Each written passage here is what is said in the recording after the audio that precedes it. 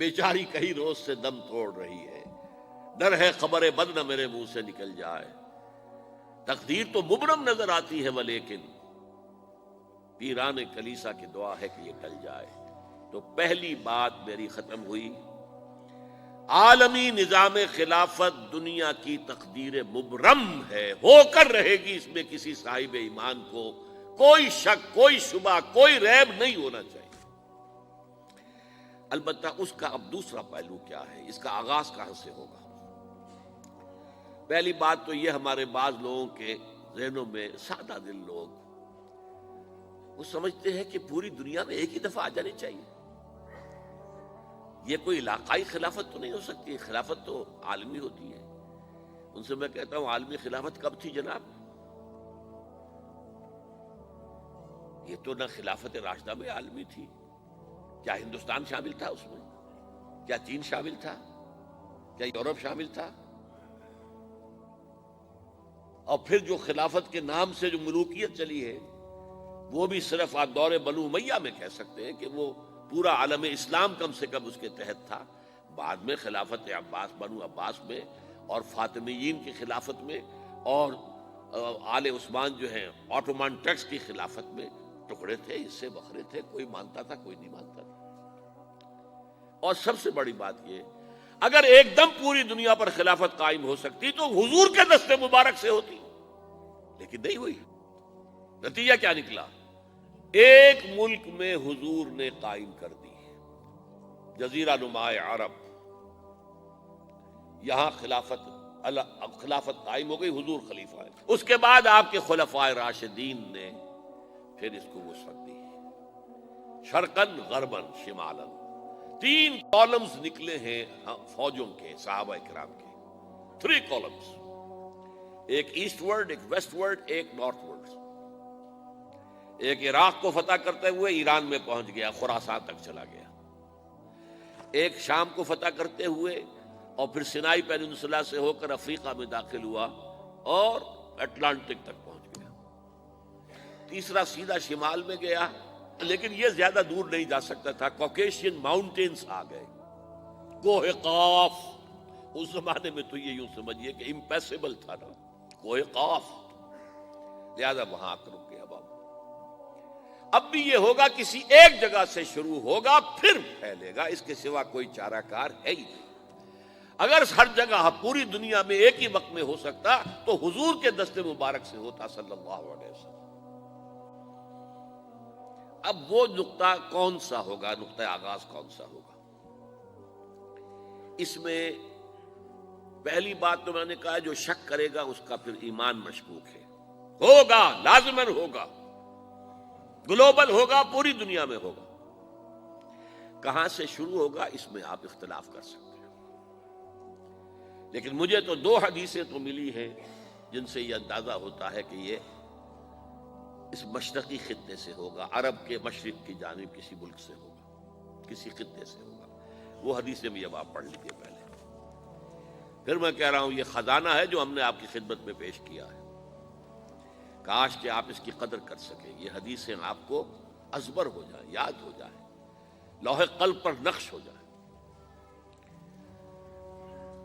ہندوستان اور خراسان یعنی موجودہ افغانستان کا ذکر ابن ماجہ کی روایت ہے، عن عبداللہ ابن الحارث رضی اللہ تعالی عنہ قال رسول اللہ صلی اللہ علیہ وسلم یخرج ناس من المشرق یوطئون للمہدی یعنی سلطانہ، یعنی سلطانہ، دونوں طرح سے پڑھ سکتے ہیں۔ حضرت عبداللہ ابن حارث فرماتے ہیں رضی اللہ تعالی عنہ کہ حضور نے ارشاد فرمایا، مشرق کی طرف سے وہ فوجیں نکلیں گی، لوگ آئیں گے جو عرب میں مہدی کی حکومت قائم کریں گے۔ یہ مہدی کون ہوں گے اس کا ذکر میں ذرا بعد میں کروں گا، لیکن نوٹ کر لیجئے کہ مہدی سے پہلے لازماً کسی مشرقی علاقے کے اندر وہ نظام قائم ہو چکے گا، تب وہاں سے فوجیں آئیں گی نا۔ یہ مشرق کون سا ہے؟ عرب کے مشرق میں آپ چلیے، ایران بھی آ جائے گا، افغانستان بھی ہے، پاکستان بھی ہے، اور اگر اسے اور توسیع دیں تو ہندوستان بھی ہے۔ یہ ہے عرب کا مشرق، اس سے فوجیں جائیں گی۔ اس کا کیا مطلب ہے کہ اس میں سے کسی جگہ پر نظام خلافت پہلے قائم ہو جائے گا، تاکہ وہاں سے فوجیں جائیں گی جو جزیرہ نما عرب میں حضرت مہدی کی حکومت کو قائم کریں گی۔ اب دوسری حدیث سنیے، یہ سنن ابن ماجہ کی حدیث تھی جو میں نے آپ کو سنائی، آپ نے پڑھی۔ دوسری، عن ابی ہریرہ رضی اللہ تعالی عنہ، یہ ترمذی شریف کی روایت ہے، قال قال رسول اللہ صلی اللہ علیہ وسلم یخرج من خراسان رایات سود لا يردها شیء حتی تنصب بإیلیا، خراسان کے علاقے سے سیاہ جھنڈے لے کر فوجیں آئیں گی، ان کا رخ کوئی موڑ نہیں سکے گا، ان کو پیچھے پھیر نہیں سکیں گے کوئی بھی، یہاں تک کہ وہ یروشلم میں جا کر جھنڈے نصب کر دیں گے۔ ایلیا حضور کے زمانے میں یروشلم کو کہتے تھے۔ یہ یروشلم تھا جب حضرت سلیمان کی حکومت تھی اور یہاں پر معبد سلیمانی، ہیکل سلیمانی قائم ہوا، پھر یہ یروشلم ہی رہا ہے تاریخ میں، یہاں تک کہ سن 70 عیسوی میں جب ٹائٹس رومی جنرل نے اس کو گرایا، ختم کیا، سیکنڈ ٹیمپل گرا دیا، اور یہاں سے یہودیوں کو کہا نکل جاؤ یہاں سے، کوئی یہودی باقی نہیں رہا، تب بالکل تہو بالا برباد کر دیا۔ اس کے کوئی 150 سال بعد ہیڈریان، رومن ایمپرر ہیڈریان، اس نے پھر دوبارہ آباد کیا اس شہر کو۔ 150 سال تک یہ بالکل بنجر اور بالکل غیر آباد پڑا تھا۔ اب ہیڈریان نے جب آباد کیا تو اس کا نام ایلیا رکھا، اب یروشلم نام نہیں تھا، تو حضور کے زمانے میں پھر اس کا نام ایلیا تھا۔ اور اب اس سے کیا معلوم ہو رہا ہے کہ یہ یروشلم مسلمانوں کے قبضے سے اس وقت نکلا ہوا ہوگا، ایک دفعہ پہلے نکلا تھا، سن 1099 عیسوی میں مسلمانوں کے ہاتھ سے نکلا، کروسیڈرز عیسائیوں نے آ کر اس کو قبضے میں کیا، لاکھوں مسلمانوں کو مارا، قتل کیا۔ اس کو 1187 عیسوی میں واپس لیا ہے، کس نے لیا ہے؟ صلاح الدین ایوبی کرد۔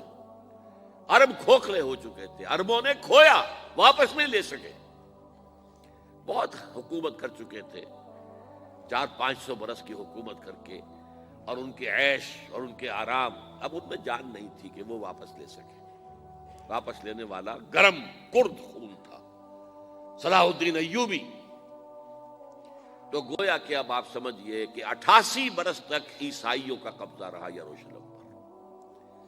اب 1967 میں یہودیوں نے قبضہ کیا ہے، اور اب 38 برس تو ہو گئے، 88 نہیں تو 38 برس تو ہو گئے، لیکن وہ دور آئے گا کہ اب پھر لیں گے، لینے والے عرب بھی نہیں ہوں گے، خراسان کے علاقے سے فوجیں آئیں گی۔ یہ خراسان کیا تھا؟ ایلیا تو میں نے آپ کو بتا دیا، یروشلم کا نام ہے۔ خراسان اس زمانے میں ایک بہت بڑے ملک کو کہتے تھے، کچھ حصہ پاکستان کا بھی اس میں شامل ہے، کچھ حصہ ایران کا بھی ہے، ایران کے اس حصے کو اب بھی خراسان کہتے ہیں، وہ ایک صوبہ ہے، خراسان ایک صوبہ ہے ایران کا چھوٹا سا۔ پاکستان میں خاص طور پر یہ جو علاقہ مالا کنڈ ایجنسی کہلاتی ہے، اس سے اوپر جتنا علاقہ ہے، اور یہ جو واخان کی ایک پٹی آتی ہے اوپر، واخان افغانستان کی ایک پٹی سی دم سی چلی آتی ہے جو جا کر چائنا کی سرحد سے مل جاتی ہے، یہاں سے لے کے یہاں تک یہ جو مالا کنڈ کا وہ درہ ہے اور پہاڑ ہے، یہ بھی خراسان کا حصہ ہے۔ باقی تقریباً 2/3 آف افغانستان ساؤدرن حصہ نہیں ہے خراسان کا حصہ، یہ سیستان کہلاتا تھا، یہ خراسان نہیں ہے، لیکن یہ کہ اوپر کا 2/3 آف افغانستان، اور اس کے ساتھ یہ جو عرب، جو اب یہ ترک ممالک آزاد ہوئے ہیں سوویت یونین کی ڈسولوشن کے ساتھ، یہ سارا علاقہ کہلاتا ہے خراسان بزرگ۔